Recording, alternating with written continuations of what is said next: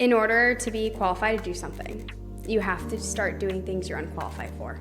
You know, people thought I was just too young to be at the table. I used that as my fuel, and I ended up becoming qualified. Hi, everyone. It's Christian.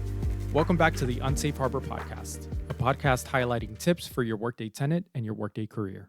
In this episode, we'll be talking to Dani DeMaio. Dani is the Global Director of People Technology and Systems for a customer in the tech industry. She has been in the ecosystem for about 7 years and is a regular attendee at the Houston Regional User Group. Dani's experience is really interesting. She's played almost a player coach role within the ecosystem, and she's able to almost effortlessly go from talking about a detailed Workday configuration to then talking about how to strategically deploy features and a roadmap.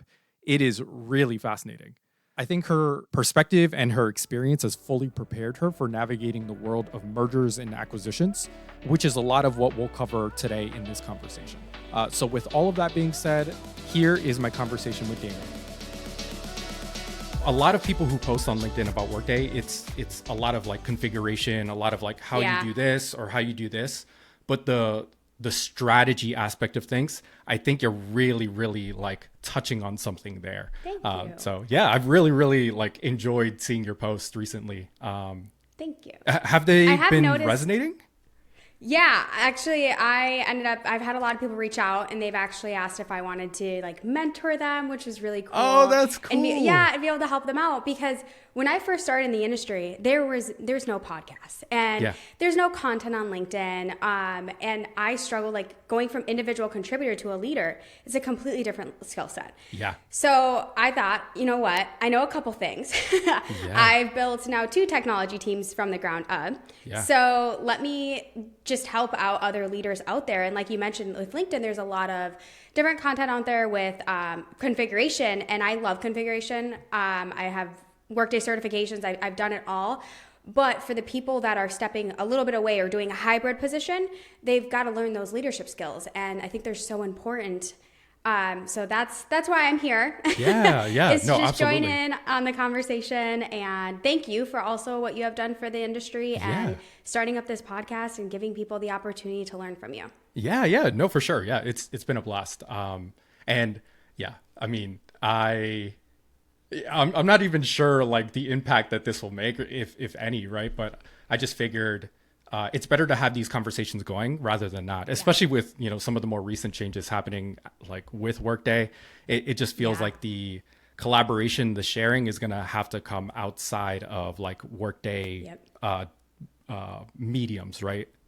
Outside of community, outside of webinars and learnings and stuff like that, right? So for those people who might be listening, right, who may not know you, do you mind just giving a super brief introduction to yourself? How did you initially get involved in the Workday ecosystem? And what are some of the things that you're up to now? Yeah, so for those of you who don't know me, I'm Danielle DeMaio, also known as Dani DeMaio. And I'm here to really just kind of share my passion for HR technology with you all. But to be honest, I am just a professional fixer, if I were to sum this all up. So over the past several years, I've been across multiple industries: retail, health and wellness, outdoor recreation, financial services, and cybersecurity. So most recently, I'm the Global People Technology Director, which is a really long title. I know that.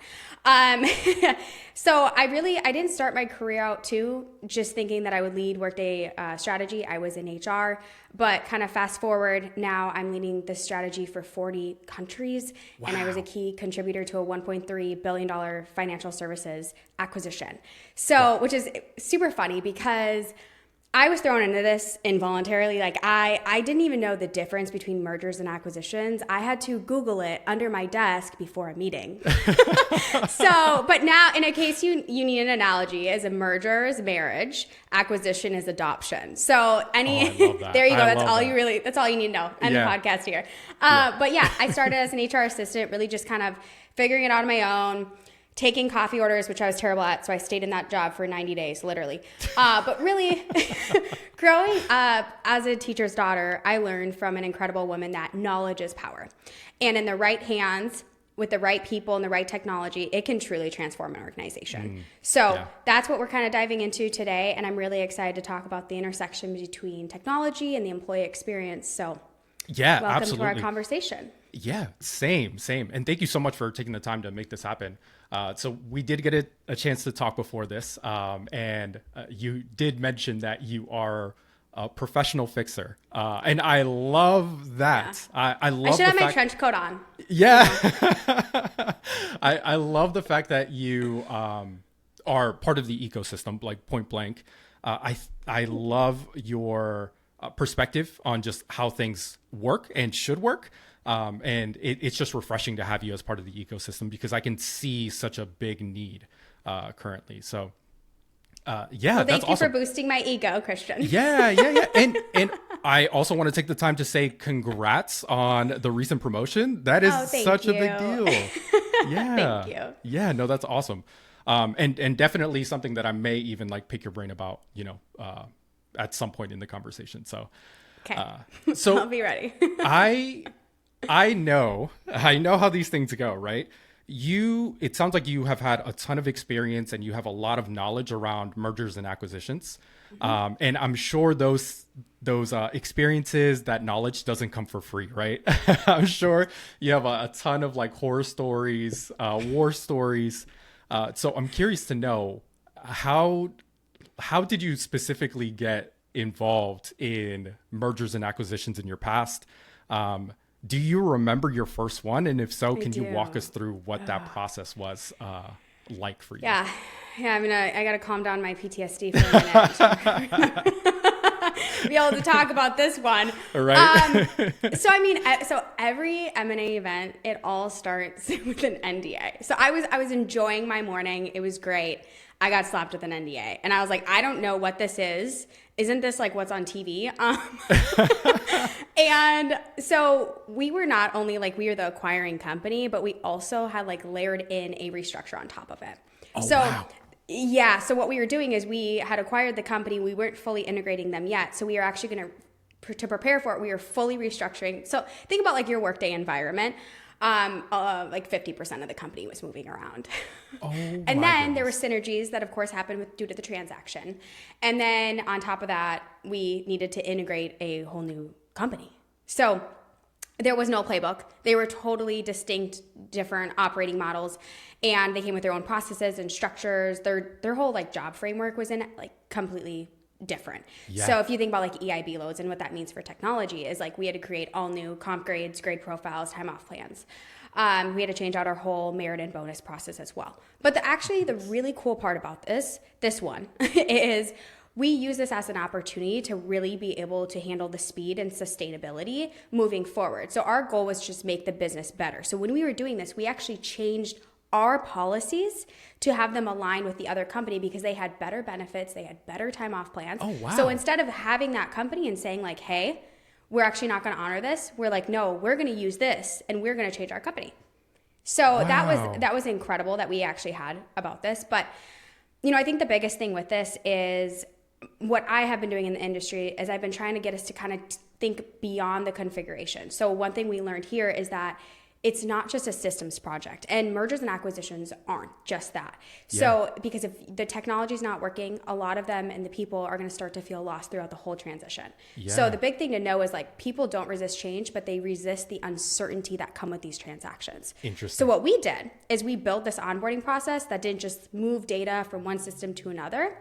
We help people feel confident in the transition. So we actually reinforced their company culture, which actually made them a very lucrative business, which is the reason we acquired them in the first place. So we did our best to keep the engagement high and made sure that the teams just had clarity throughout the whole process. So we raised the bar, to be honest, and it was actually a 12-month project. Wow. Because we had a payroll and benefits conversion with it as well, and we didn't fully integrate them day one.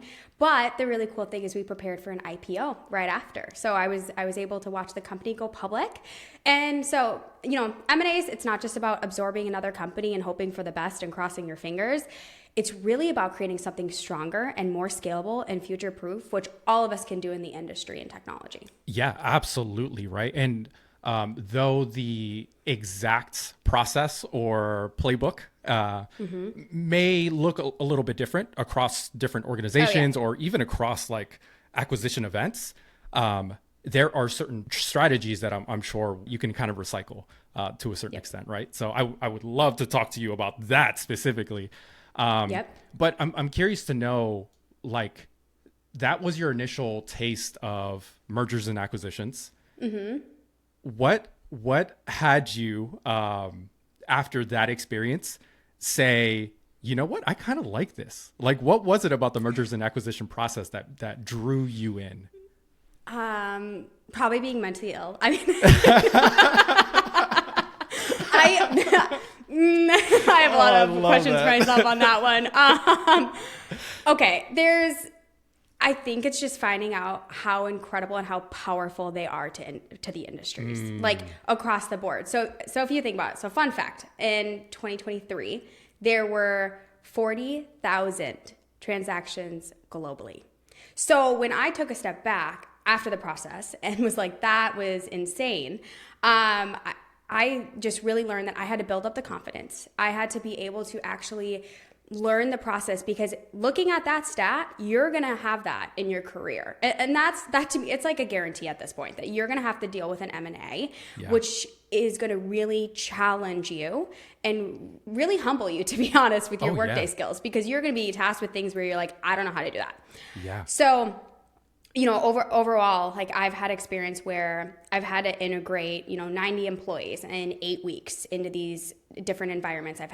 We've gotten a brand new human capital system, but it was seeing the complexity that just really kind of had me engaged overall, because I thought there's so much opportunity with these, but you can learn more about business in general. So if you think about it, so why it's so important to have payroll configured correctly is, say, day one, if you don't have it correct when you acquire this company, due to the FLSA laws, you actually are looking at legal and financial risks. If you don't report accurately to the IRS when it comes to ACA, it's $250,000 in fines easily, depending on your company side. Wow. So I was starting to see like the bigger picture of like, there's legal implications. And I thought I would go to law school. Honestly, I might still. So to me, I was like, this is so cool. You can get fined. What are the laws? So really just looking at it, I was like, there needs to be a structured approach. And I love being able to do that. So that had me, I'm like, you know what? I want to create kind of a mental playbook, which has changed every single company that I go to, but they just, I've really built my career brick by brick. And with these different transactions that have happened in the past, 8 years, they have been the most pivotal moments. And I've learned so much more about Workday because of them. Yeah, absolutely. Yeah, I am so fascinated with your experience and your perspective, because like, just to hear you get giddy about like legal stuff is like wild. That is wild to me. That is not how my brain works. It's Friday. I should be excited to not be at work. Right. Which I have the day off and I'm talking about M&A. Right. Exactly. And I think that is so cool. That's definitely a superpower in this ecosystem, because not only are you excelling on the Workday end of things, but you understand the business. You understand the risks that pose themselves to the business, right? If certain actions don't get taken or don't get done. And I think that is just, again, something that's just so refreshing in the Workday ecosystem, is that in order to do Workday better, to be the best Workday analyst or administrators that we can be, like sometimes it takes learning a little bit more about the business. And learning how to speak the language of the business leaders specifically, right? And that's definitely a big takeaway that I've had just, with the few conversations that we've had. So I love that. And if you think about it, so something as simple as, so when you do integrate a company, you've got to load an EIB, right? You got to hire them into the system. Yeah. One of the biggest obstacles I've always faced is the partnership between the multiple departments. You have finance, you have IT, you have HR. They all are doing kind of their own thing, unless your company is just a well-oiled machine. Go you. Haven't seen that yet, by the way. But, you're able to actually handle these mass uploads easily. But the thing is you have to work with so many people to then understand a job structure, and there are delays within the project, and you can have so much miscommunication. If you're talking too technical and you're like, what's the job code? People are like, I don't know what that means as their senior manager of tech. Like, so you have to really try and dial it back a little bit, and that it's a little bit of an art, and it's super difficult. It's something that I've been working on for the past several years, is being able to speak the language of business, but it's really just about simplifying some of the things that we say. And I think all of us can kind of work on that every single day, and as we work with other people and we understand how they operate. But once you have those people in your corner, it's incredible. The relationships will transform your day to day if you can, dial those in a bit. Yeah. I love that. That's great. So I think one aspect that is fascinating about mergers and acquisitions is that no two events are exactly the same. Yeah. No two companies are exactly the same. And so you're having to work with this constant of mystery, nuance, and put it through this process that is very structured and that might not even work. Very yes, that might fail, right? So I am so curious to hear a little bit more about your M&A playbook. What is your mental model around maybe all of the questions that you have running through your mind as soon as you sign that NDA? Like, what are those questions? What are the processes that you're just thinking like we have to get done? So take me initially through that thought process. Yeah. So the first thing that I always ask is, how many systems do you have? Which is terrifying, because you're going into this big deep dive, and it feels like a compliance landmine at times, but you have to ask them. And I also like to dive in. So I normally am a part of the due diligence process, and I will help with getting the information and also even kind of absorbing it as well. But talking after the fact is looking at that HCM system landscape, thinking about what does the financial system look like as well? What about your learning tools, your talent tools, your performance tools? The 27 spreadsheets you have for one process, which it's terrifying. But the thing is, and that's why sometimes I think the most complex one I've dealt with was actually Workday on Workday. Like we were going between two systems, two Workday environments. Yeah. And that was hands down the hardest, because we were trying to spin off of financials as well. An HCM, and keep the financials. So it's been easier with all the spreadsheets because you can take them and put them into the system. So that's been great. But my next question on top of that is, how many entities potentially come, like what are we looking at? Because those are all building pieces in the system. If you think about how are you going to handle tax reporting, payroll.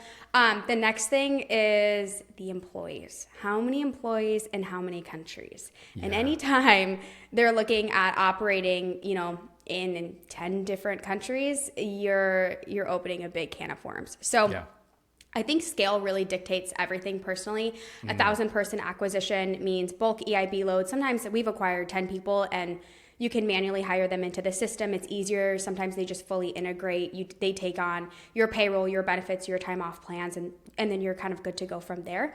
But global's tricky. So like even in Germany, for example, you have to actually consult a organization before you can even restructure. There's so many different laws. And then in Brazil, they've got really strict severance laws. So you can be looking at some big payouts if you're not adhering to them as well. So countries are really important because they're actually going to govern a lot of your HR structure. Because if these companies are so stringent on, say, a severance, is that going to change potentially your policy? Right. And I know your head's probably spinning with me talking about this. No. Yeah. Because my head spins when I talk about this. But it's pretty intense when you're talking multiple countries. And actually, fun fact, Deloitte did a report, and the labor law violations for M&A across borders frequently actually lead to $1 million penalties due to HR and payroll misalignment. Yeah. So, if you're not getting it correct, you're gonna set your company up for some fines. So absolutely, yeah. The next thing I kind of look at is, do they need access to Workday on day one? And the reason I ask is some companies don't. They're like, you know what, we can provision them without being in the human capital system, wait until we convert them to payroll and benefits. Payroll and benefits is going to drive basically kind of your day one in Workday. But it seems really minor, but it actually, if you have integrations set up, you have to get them in your system of record. Or if you make commitments to clients that all your people are handling, they're doing the same protocols from a security perspective, they've got to be in your human capital system so they can be provisioned in all the other systems. So a lot of the times, I've also found out that employees can't log in, and that's how we found out we actually need to get them in the system. Fun fact, we actually that happened. Oh my yeah, goodness. they submit like tickets and you're like, wait, what happened? We acquired. So communication. Yeah. But yeah, M&A deals, they don't fail because of the paperwork. It's the underestimating of the systems and compliance and the human element to it as well. So if you don't map out that HCM side of things from the start, you're facing a lot of data headaches and you're setting yourself up for some compliance fines as well. Yeah. And then in private equity too, they actually execute 3 to 4 acquisitions within a 5-year period. So if you're going to join in on a PE or be backed by a PE, you need to learn this. Wow. Yeah. Wow. Yeah. I think this is like uniquely you. But I love the fact that you're pushing strategy, right? You are hyper focused on the strategy of this merger and acquisition, and not just like hyper fixated on how's the Workday configuration going to work, right? No. I'm really curious to know, because it can be so tricky to get the balance correct, right? How do you go into determining what gets done in the system versus what doesn't get done in the system? And maybe that question is off of a basis of timing as well, right? Like what gets done right away, what gets done maybe a little bit later, or if at all. So I break it down by doing, so I start with that systems inventory and I take a look at everything that they have. And then from there, payroll and benefits are at the top. So no matter what, you're getting them, you have to get your time off plans, because I think of it as like kind of different pillars. Like you have the security and compliance side of it, and there are programs in place like time off plans that you have to have legally. So I take a look at those, and that's top of mind. And then from there, I'll break it down. Do we have automated merit and bonus? Okay, let's get them into that, because again, that affects pay. And then I look at like kind of employee experience as well. So say recruiting, you want to get in pretty quickly and have an established process, because you got to hire your employees and then you got to be able to pay them. So it's just kind of a domino effect. But the performance side of it, the reviews, that all can wait. And I normally, we have integrated them into our current timelines before. I've also ran separate processes, but I prioritize every single item. And then that's how we eventually execute on all of it. Learning management systems, they come after the fact. In fact, I mean, I've seen companies have 3 of them before. So, and it's taken years for them to sunset a couple of them. So I think you have the side of like, how do I stop the bleeding? And then from there, okay, what are like the nice to haves? And it's a lot like just any other project in HIRS in a way, that like you just start thinking it from that lens of like what has to absolutely get done. They have to get their W-2s in the system. Okay. Do we need to keep all their personnel files? Yes, but does it need to be imported in Workday on day 1? No, not necessarily, as long as you have a repository. So I'll do like kind of also analysis on like what are our backup plans? Do we have it stored elsewhere? Does it actually have to get in the system? No. Okay, then I can probably rank it. And I'll just start like using math, and I'll just start weighting things on like different percentages on what I think is more critical. And then from there, I normally have like my first 10 items, and then I typically see them in different phases. I'll have like 3 different phases on when things end up getting in the system. Like our last acquisition that we did, it's going to be about a year from when we acquired them to when we're sunsetting their human capital system technically, because of the amount of conversion. And you have also retention records like in payroll that you legally have to keep. So then you need to create a repository and work with security operations to be able to hold that information for a while, make it accessible, bring it into Workday. Yeah. So it's like literally Excel listing out things and then coming up with formulas to figure out like, okay, what's the math that actually supports this? So I'm making the right calls. Yeah. I think it's really interesting because you get to see how a lot of these organizations are doing things, right? You mentioned on your first acquisition, you all actually adopted some of their policies, which is fascinating. That's really, really fascinating for an acquisition event, right? How have you seen that play out in the way that you look at your Workday configuration? Like, are you constantly looking at these policies and how these organizations are doing things differently and saying, you know what, this is actually pushing me to be better in our own tenant? Yeah. So think about like the total reward space, that's where I see the policies change the most, to be honest, so what I do is I have a repository of what are all their current processes. So I've had to like fly in before and like actually go through with companies, like, what are you doing currently today? Okay. And then I have a repository of what I do today and what our policies are. And with that, that's when we make the determination. Is normally like a total rewards leader goes in, they actually do the analysis of like, okay, if they come onto our plan, this is what's going to occur to them. This is what the loss in benefits is going to be. Because something that's so important about this is these individuals, these employee numbers we see, they are all humans. Yes. And they are scared when it comes to these transactions. You have people that are building their careers at companies for 25 plus years, and then they find out that you're acquiring them. They don't receive that well. So if I've worked for an organization that understood that, and they understood what kept that company profitable, which was their culture in the first place, which is what made the business. So what did we do? We made sure that we made right by those employees because we cared about them and we wanted to retain them. Yeah. So we changed our policies. We're like, we need to be more competitive because we couldn't have had that group of people have specific benefits. Like you can for a while, especially when you transition or you grandfather employees in, but there's going to come a time where you're going to streamline this, right? Yeah. I see it more with acquisitions where they keep separate plans, but not in a merger because you've got two companies coming into one. So they normally want one approach with it. But it's just remembering that we're all here because of the people. Yeah. So we are going to change our processes for them to keep them. How does trying to take an organization public change this process? Does it make it a lot more strict? Does it make the timeline typically a lot faster? How does that change it?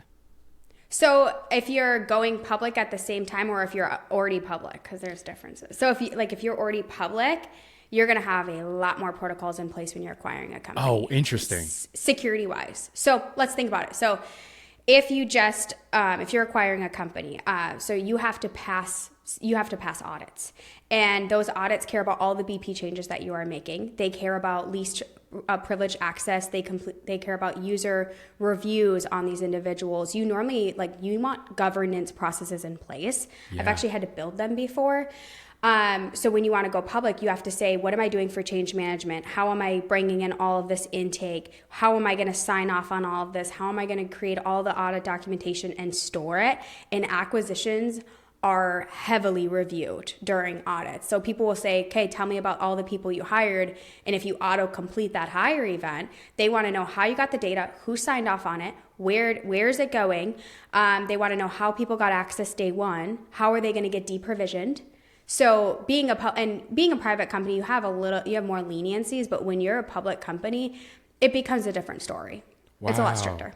Yeah. Mm-hmm. Wow. I think, so just for some context for you, my organization has grown a lot through acquisitions. We were pretty much just like acquiring companies. Like we have at least one a year that we're doing. And that's minus any other organizational restructures that we have to take into consideration. So we grow a lot through acquisitions. And one of the things that I have noticed is that it tends to be pretty difficult to keep our point person at the company that we're acquiring, that person who's helping us out, typically on the HR or marketing end of things. It's hard to get them to remain engaged. Talk to me about the people element of M&As. What are some things that you just always make it a point to do to make sure that people stay engaged throughout the entire process? Yeah. So that's definitely like the art of it, right? Is the people side of M&As.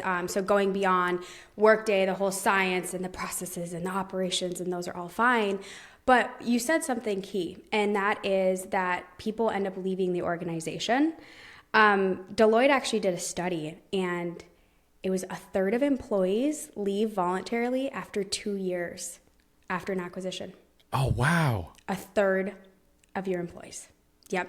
And that's voluntary. That's not synergies. So But it just goes to show, like, if you don't handle that human element, you're going to lose the talent, the productivity, and the momentum that was going on. So a few things that I look at is you got the leadership alignment, the culture integration, and the talent retention, which they're not soft skills. So that's really determined, like, that's not it. It's just you really got to take a look at the engagement of these employees. And if you don't, they're going to start updating their resumes. So thinking about this, like, people, they're more than these employee numbers is kind of what I keep going back to, because I remember one day when I was uploading a file and I was getting frustrated, the mapping wasn't correct, and I saw all these numbers and I was like, oh my gosh, like, these employees are gonna get let go today.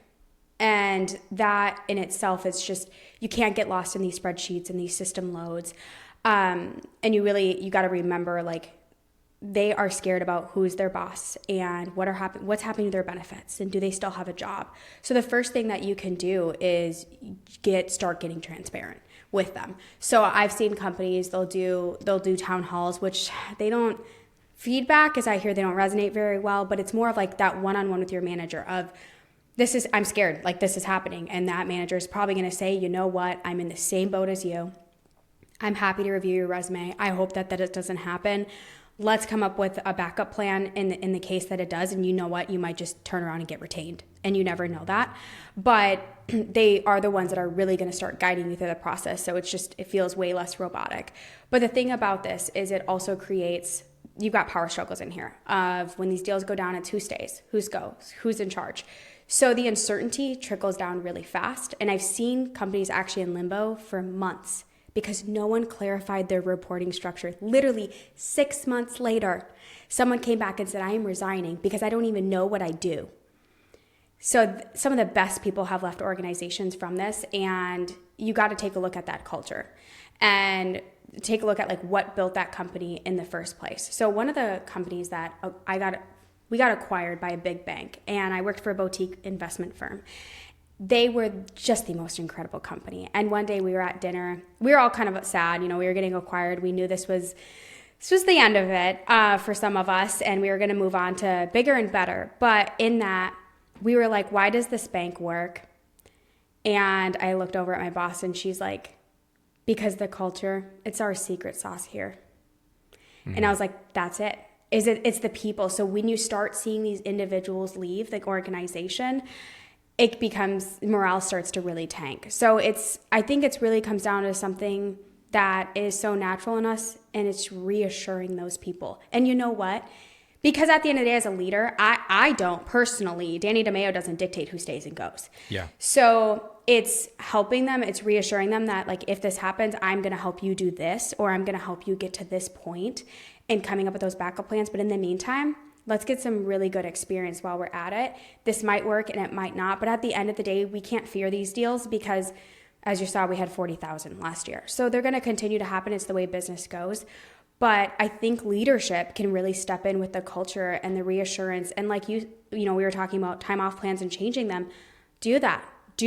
Always do what is in that employee's best favor, but understand that culture. If they don't like Zoom calls, you, as a CHRO, go fly in, go meet them, go talk to them. Actually spend time understanding this company, and you're going to be far better off. I do want to put a bow on the mergers and acquisitions piece.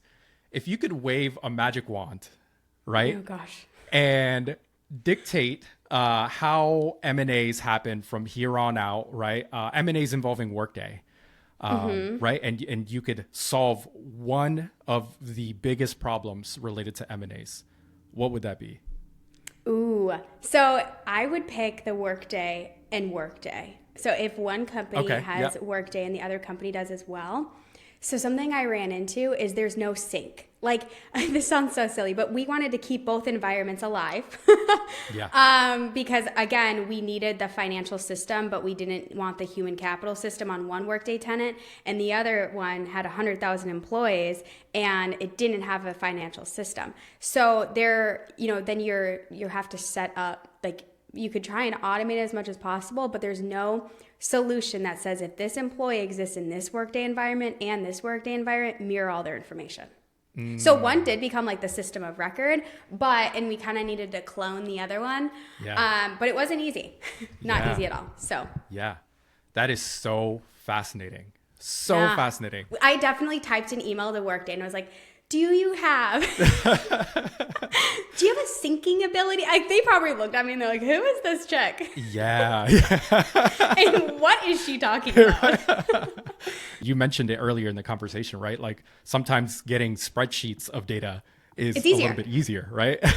Like, at least I know what to do with this when you're storing this information off to the side. I'm like, that's a custom object. We're Yeah. going to just load this in and not have this Yes. process that's ever again, or I'm going to archive it. It's so much, it honestly can be so much easier. I had, Bamboo HR. Yeah. And that actually, it was a pretty simple environment, to be honest. And it had, bells and whistles for the small company that it was. But at the end of the day, that was a massive, massive deal to be able to take the information. Because if you think about it, the system, they store it in different ways. So it's not like the same objects. Yeah. And they have different abilities than each other.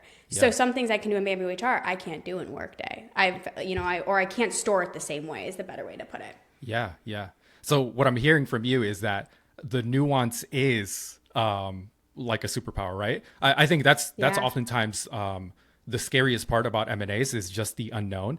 And it sounds like for you, Yeah. like you thrive in the unknown, right? Because you get to Yeah. organize it your way and define it, is what I'm hearing, right?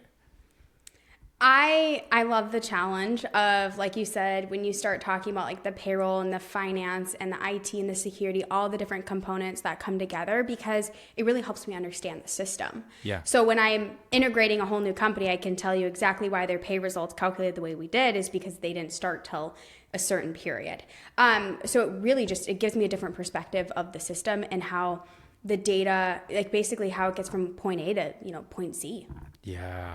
Yeah. Yeah. I can see how you really have to understand processes and how Oh, you the do. system Yeah. operates. Well, right. and so we actually had to keep 2 human capital systems at another company running at the same exact time. So I had to take one system, be system of record, and then the other one, I had to configure reports in Workday because they had access into reports to then notify me so I can update the other system. So I had 2 that I had to manage, but I had to actually create whole new benefit processes with the carriers. They didn't have integration. So we kept them. So we had 2 systems and one had their payroll and benefits and the other had their accounts.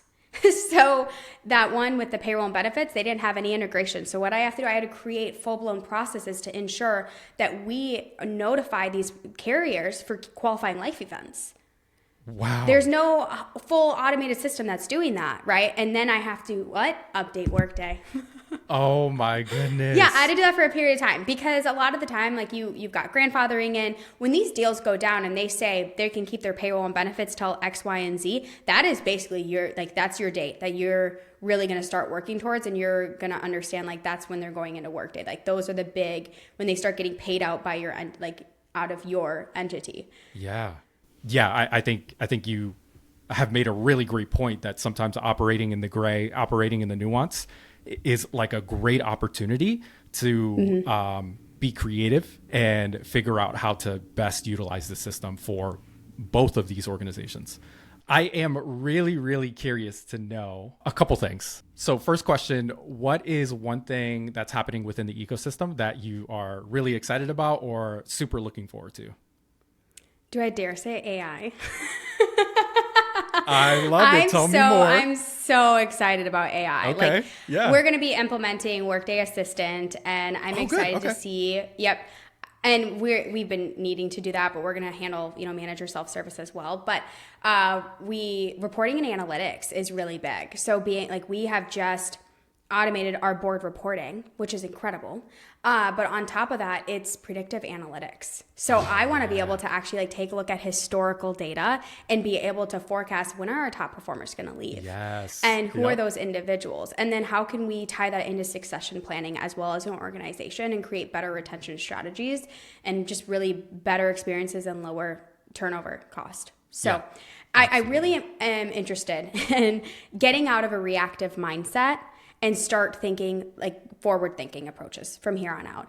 And I think, throughout my career, it was a lot of reacting and a lot of just executing. And these past 2 years, it's been take a step back and look at the bigger picture of this. But it's kind of interesting. Actually, they have predictions right now that it's going to be a $6 billion market in the analytics side, predictive analytics. So it's going to be really big as well. And being able to roll it out, I think, across the organization and have managers be able to see reports and understand it. So it's going to go far, and I'm really excited. Absolutely. A second question for you is, if you could somehow get into a room with Dani from the past, right? As she was going through her first M&A, and you could give her one piece of advice, what would that be? In order to be qualified to do something, you have to start doing things you're unqualified for. I think imposter syndrome can feel very real. I started corporate at the age of 20. So I dealt with a lot of, people thought I was just too young to be at the table. And I used that as my fuel. I used that to educate myself and learn from others and just listen to understand. And I ended up becoming qualified to do a lot of incredible things in business. And if I didn't have that mindset, I don't know where I would be today. And I'm so grateful that I was able to adopt that. So for everyone, force yourself to go the extra mile and do things that you didn't think you could do, because growth is not comfortable. But if you don't challenge yourself, you're not going to build the tolerance. You're not going to build the confidence that you need to lead large strategic initiatives. So lean into the discomfort, because that's actually where real transformation happens. Just for those who may be looking to excel their Workday career, or maybe looking to just push themselves in some way, shape, or form, what's the best piece of advice that you would give to that person just looking to take their skills to the next level? So I would say get a mentor, but the way that you find a mentor is actually the best I've had. In fact, the most incredible one I have to this day. He found me, and he kind of wrapped his arms around me and helped guide me and protect me when I was kind of going through some hardships in corporate. And he challenges me to this day, and I'm incredibly grateful for it. But the only reason I think he approached me is he saw there was potential. And people are really hard on people that have potential because they know they can go far.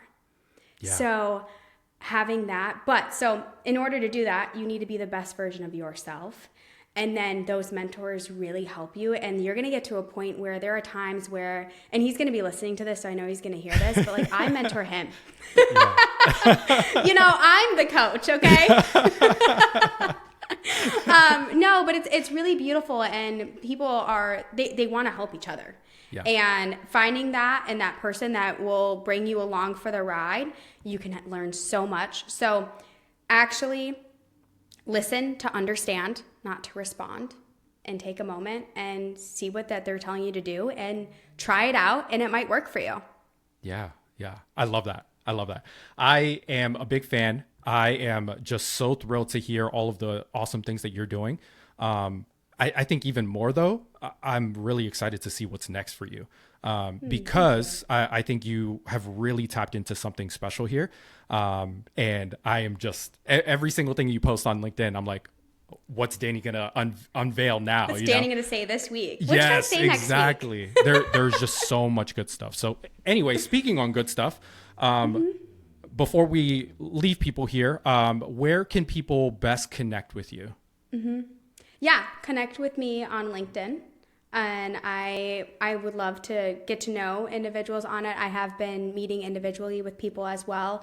I'm also a part of the Houston user group, so you might see me at those events as well. Cool. Awesome. Well, Dani, thank you so much again. I really, really appreciate your time. Incredible conversation. And hey, listen, I don't know what the future holds, but maybe we can do this again sometime soon. Sounds great. Thank you so much, Christian. Cool. Sounds good. Thank you so much for listening to this conversation. Be sure to check out the helpful links and resources mentioned in the conversation in the podcast show notes below. Also, be sure to connect with me on LinkedIn and Twitter to stay in the loop about future podcast episodes and Workday tips. I'm Christian Delcid on LinkedIn and at cdelcid21 on Twitter/X. I would love to hear any feedback about how to make this podcast better, so be sure to subscribe, connect with me, comment, and share with others. Thank you so much again. Have a great day. The Unsafe Harbor podcast is my personal passion project, and it is completely separate from my role with my current employer or the Workday organization. The ideas expressed on this podcast are my own and do not represent my employer or the Workday organization.